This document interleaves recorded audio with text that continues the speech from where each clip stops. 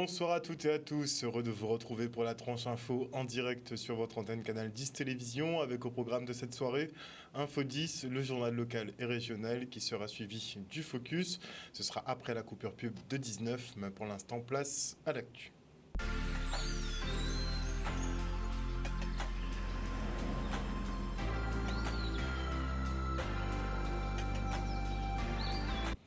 Nous sommes le mercredi 21 juin 2023 et au vu des prévisions météorologiques, la tempête tropicale Brett devrait passer très au sud de notre archipel et devrait plus concerner la Martinique. Pour le sous-préfet de région, nous serons globalement épargnés avec quelques pluies, des vagues et un peu de vent. L'heure n'est donc pas à la panique et l'activité est maintenue pour ces prochains jours. Les services de l'État se tiennent tout de même prêts en cas de changement de trajectoire du phénomène cyclonique qui se renforce à l'heure actuelle. Regardez.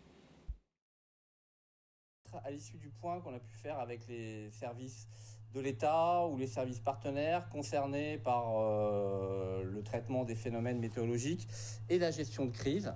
Donc vous l'avez remarqué, on est face à un phénomène conformément aux annonces de Météo France qui se dirige actuellement bien plus au sud que la Guadeloupe et qui devrait impacter, si sa trajectoire se confirme, la Martinique. Voilà.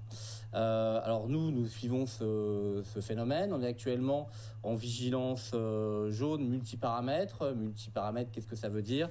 Ça veut dire que ça peut impliquer des pluies, des vagues, essentiellement, et un peu de vent. Voilà. Donc actuellement, la vigilance jaune, ça implique pour les habitants de la Guadeloupe de suivre l'évolution de la situation, de se renseigner avant de sortir. Mais on continue une activité normale, puisque comme j'ai indiqué, à ce stade, la trajectoire épargnerait notre territoire. On a un suivi régulier, on a pu le confirmer avec tous nos partenaires, EDF, Orange, Météo France, le SDIS, le SMGAG, Route de Guadeloupe. Tous restent à l'écoute et puis sont prêts à changer de posture au cas où on aurait un phénomène qui dévierait de sa route. Voilà. Il s'agit en l'état de rester vigilant, sans excès et sans panique. Et en raison de la dégradation de l'état de la mer, l'ensemble des rotations de l'Express des îles est suspendu. Le dernier départ de Marie-Galante est à 19h, donc dans quelques minutes. La reprise est prévue ce vendredi 23 juin si les conditions météo le permettent. Et pour ce qui est effectivement de l'île Sœur martiniquaise, elle est placée en vigilance orange et a d'ores et déjà annoncé la fermeture des établissements scolaires. Et les maires de Guadeloupe se préparent pour un salon nouvelle version. Ces derniers ont aussi convié cette année les décideurs publics afin d'exposer largement les difficultés auxquelles sont confrontées les municipalités. Un salon des maires qui mettra aussi un accent particulier sur les cyberattaques, une nouvelle cible du gouvernement. Le reportage.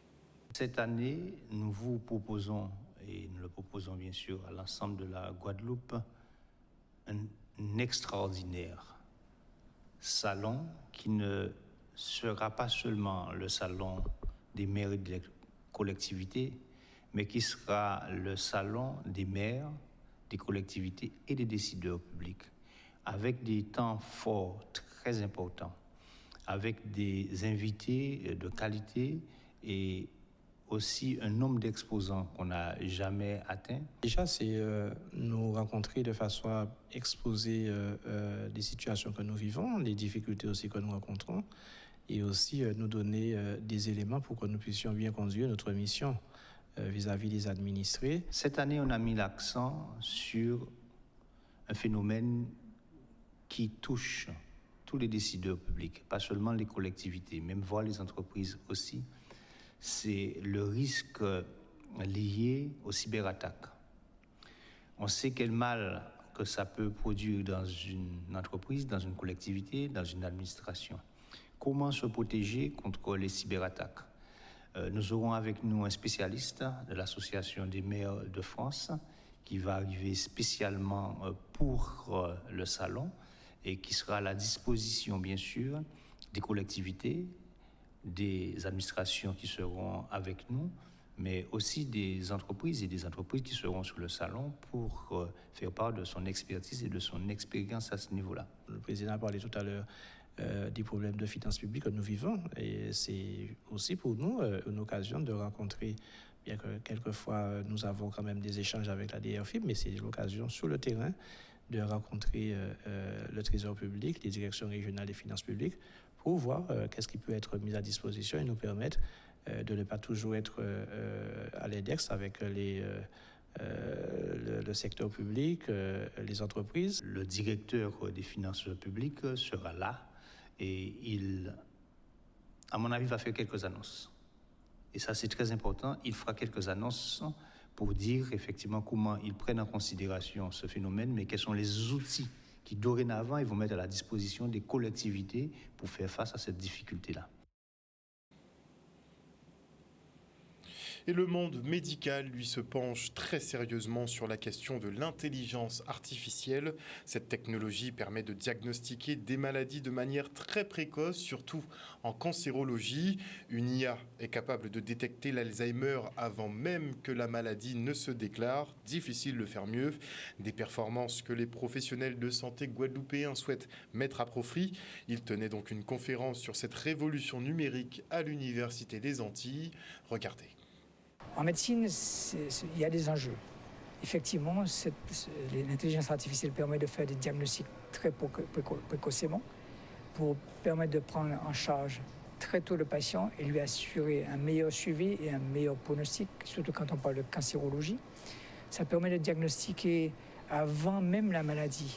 Il y a des intelligences artificielles qui permettent de diagnostiquer des maladies d'Alzheimer rien que sur des images d'IRM 6 ans avant le médecin, 6 ans avant, à un stade où la maladie d'Alzheimer n'existe pas encore.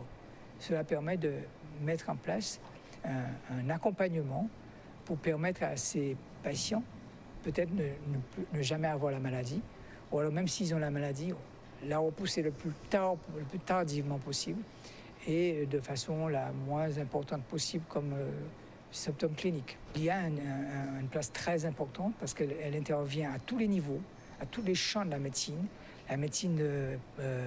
prédictive, la médecine de décision, la médecine préventive, à tous les niveaux. Et même les robots que nous utilisons les robots avec une intelligence. Par exemple, les prothèses intelligentes qui vont permettre aux patients qui ne marchaient pas dû à des handicaps de pouvoir marcher. Donc vous voyez qu'on a fait des progrès énormes. Il y a un risque pour le médecin, il y a un risque de déshumaniser la médecine, mais j'en ai parlé, je voudrais... L'idée est de faire en sorte que, justement, que cette déshumanisation ne se produise pas, que le médecin garde sa place de décideur. L'intelligence artificielle ne doit être qu'une aide pour lui, et c'est à lui qu'on revient la décision finale. Et pour le malade, pareil, le malade doit garder sa place dans ce système de soins et doit pouvoir donner son avis, doit avoir un interlocuteur. L'interlocuteur, c'est le médecin. Et le centre hospitalier de Basse-Terre, lui, organisait aujourd'hui une journée de prévention à la santé sexuelle. Cette journée a été organisée par l'équipe du centre de vaccination et des maladies sexuellement transmissibles, donc du CHBT. C'est important que l'hôpital soit dans cette dynamique aussi de la prévention, de la promotion et l'éducation pour la santé.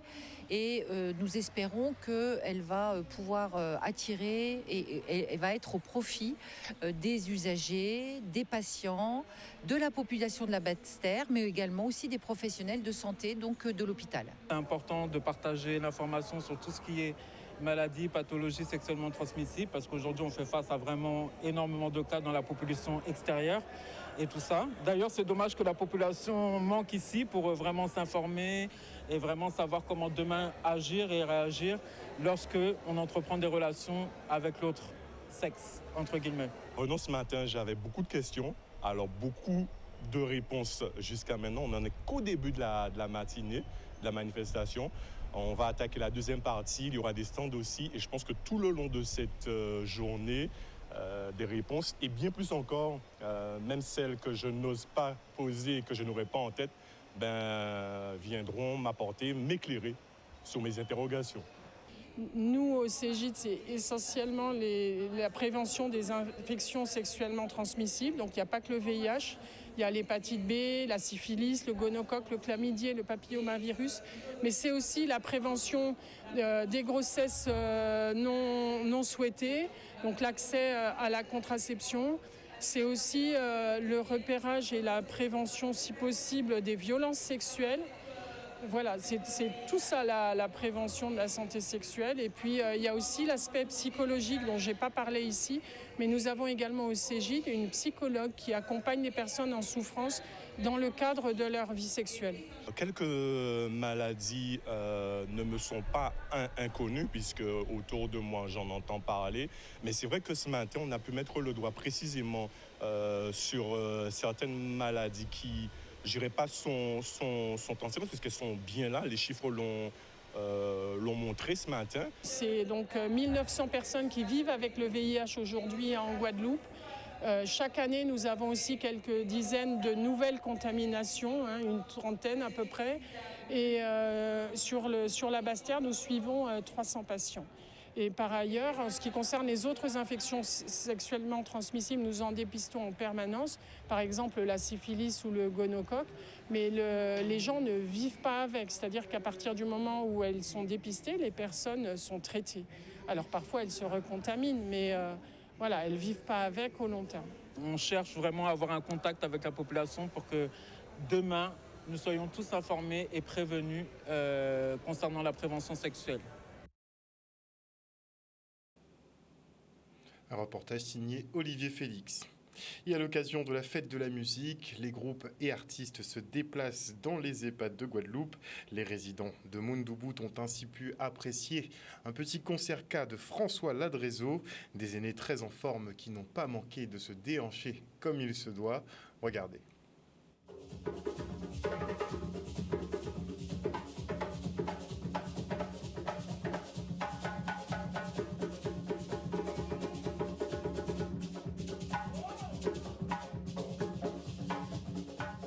Nous sommes vraiment ravis que nous accueillons François Ladrézeau avec son équipe pour animer. Donc c'est une activité que nous exerçons souvent puisque nous recevons beaucoup de personnalités autour de la musique pour animer nos différentes manifestations.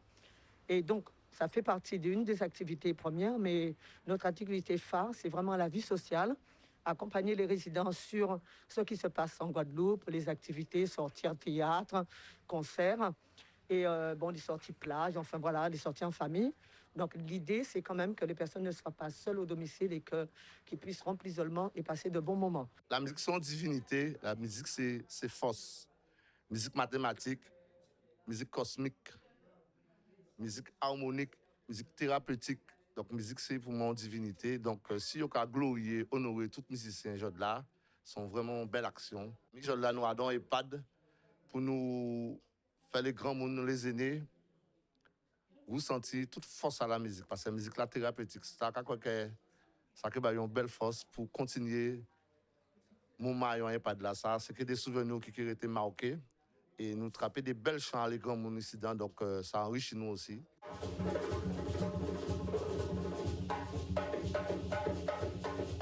Bien, très bien, justement. Je suis fière, je suis contente, je suis heureuse. Ça n'arrive pas souvent.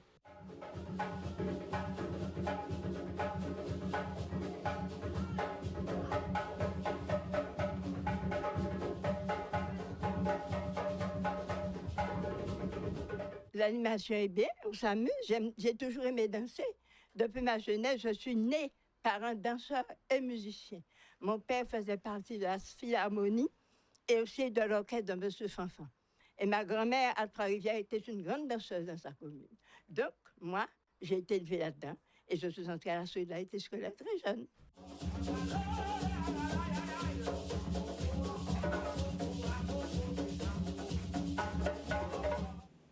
Un reportage de Charlie Dagonia et Enzo Viviès. Alors des célébrations relatives à la fête de la musique, il va y en avoir un peu partout ce soir dans le département. Mais c'est sous réserve effectivement de bonnes conditions météorologiques, puisque vous savez, le temps se dégrade quand même depuis le début de cet après-midi. Et pour en parler avec nous, nous avons Bruno Benjamin, président d'Ouragan.com sur le plateau. Bonsoir Monsieur Benjamin. Bonsoir à vous. Alors Brett n'est pas encore arrivé, mais le mauvais temps est déjà là. On a une petite onde sur les bras. Tout à fait, c'est une onde tropicale qui sévit sur le département depuis hier, qui a entraîné quand même pas mal de précipitations, avec quelques passages orageux. On va encore avoir cette petite traîne ce soir, également quelques petites pluies demain matin, avant l'arrivée des premières pluies de Brett qui sont attendues pour nous, plus en fin de nuit de jeudi à vendredi, et essentiellement vendredi, où là ça va être un petit peu plus humide. Quand on regarde votre image satellite, on constate effectivement que toute la zone est nuageuse, donc pluie pendant tous les jours à venir. Alors, au moins jusqu'à vendredi. Samedi, ça va dépendre de la vitesse de déplacement du phénomène. Sa vitesse réelle, là, il a légèrement ralenti. Il avance aux alentours de 24 à 26 km/h, donc ce qui ralentit un petit peu l'avancée. Mais on s'attend à ce qu'il y ait une légère accélération, autour de 27-28 dès qu'il sera rentré en mer des Antilles. Donc une mer plus chaude, donc il devrait reprendre de la vigueur et puis poursuivre pendant encore quelques jours. On en est où? On sait qu'on est au stade toujours de tempête tropicale, mais on doit s'attendre à des vents de combien à peu près? Alors, concernant la Guadeloupe, pas de vent. Éventuellement quelques petites rafales isolées sous les grains, mais pas forcément de vent, en tout cas pas de vent de force tempête. Nous sommes bien au nord du phénomène, donc nous ne serons pas concernés. C'est la Martinique et Sainte-Lucie qui vont être directement concernés par les effets de type tempête, voire même de fortes tempêtes, puisque les vents sont actuellement de 100 km/h avec des rafales de 120-130 km/h. Donc, ce sont conditions qui vont être observées en Martinique. Et en fait, ce qui s'est passé, c'est que le phénomène a grossi. En arrivant sur des eaux beaucoup plus chaudes, a pris de la vigueur et de l'ampleur. Et les vents de tempête qui étaient censés se limiter essentiellement sur le sud de la Martinique vont maintenant concerner l'ensemble de l'île. Et une grosse moitié de la Martinique va recevoir des vents de forte tempête, donc des vents supérieurs à 52, donc supérieurs à 95 km/h. C'est ce qu'ils vont subir. Et puis également beaucoup de pluie. Et ce qui sera commun à la Martinique, Sainte-Lucie, Dominique et Guadeloupe, c'est une forte mer. Donc nous allons avoir une mer agitée. Oui, ça va commencer progressivement demain matin. C'est la raison pour laquelle les transporteurs maritimes locaux ont arrêté les liaisons, parce que demain les conditions vont commencer à devenir un peu difficiles et ça va s'enchaîner dans la journée. Donc il aurait été dangereux d'envoyer un bateau qui resterait à quai ce soir, qui repartirait demain matin. Je pense que c'est une décision de sagesse qui a été prise par les transporteurs maritimes. Alors, la préfecture, justement, dit qu'il ne faut pas paniquer. Il n'y a pas de quoi paniquer pour l'instant. Le phénomène reste sous surveillance. Il se pourrait peut-être qu'il dévie, mais au stade où on est, les prévisions sont plus ou moins exactes. Voilà, jusqu'à présent, il n'y a pas eu de surprise dans la trajectoire de ce phénomène. C'est un phénomène qui a plutôt été bien prévu. Trajectoire quasiment rectiligne, allez, quelques petits dixièmes de degré plus haut, plus bas, c'était une légère oscillation, mais de manière qui était plutôt rectiligne et qui va commencer légèrement à s'afficher, à produire une composante plus ouest, après avoir atteint donc le 65-70 ouest, donc en mer des Antilles, une trajectoire un petit peu plus vers l'ouest qui va l'amener vers l'Amérique centrale, si il arrive à survivre aussi longtemps. Parce que les conditions sont plutôt hostiles en mer des Antilles, du cisaillement, un petit peu de sable. Donc, il y a pour l'instant deux tendances.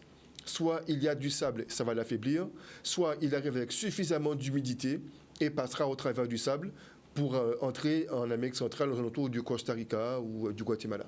Alors, il y a un autre phénomène qui suit Brett, 93L. Alors, qu'est-ce que ça donne? Alors, ça devrait devenir une dépression tropicale d'ici les prochaines 24 heures. Là, il est en train de s'organiser après avoir subi un petit moment de faiblesse hier. Donc, ce phénomène a regagné un petit peu de vigueur. Donc, il se développe petit à petit et devrait devenir une dépression qui, au départ, selon les prévisions actuelles, devrait se rapprocher un petit peu de l'arc. Et puis, en grossissant, va s'éloigner en allant vers l'Atlantique Nord. Donc, c'est un phénomène qui ne devrait pas nous concerner. Au pire, nous aurons une petite houle résiduelle venant de l'Atlantique d'ici le début de la semaine prochaine.